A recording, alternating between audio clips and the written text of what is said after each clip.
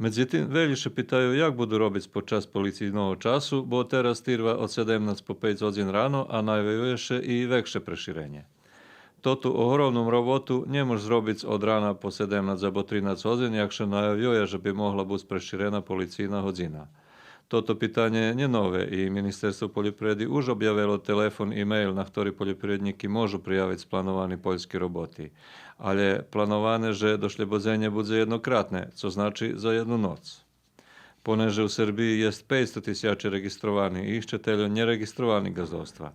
Vypatra, že Uprava za zaštitu rošlínov, ktorej treba poslať výmohu, to ti došľobodzenia na teli adresi i to za každý deň, kedy treba, za 40 hodiny nehodná vydac.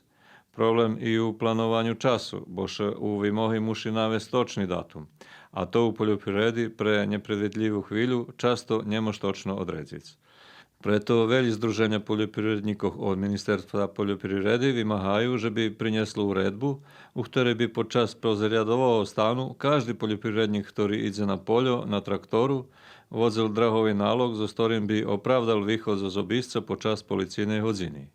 Poljoprivredníky nahlašujú i že oni u traktoroch šedza sami i nezahrožujú zdravlje drugim.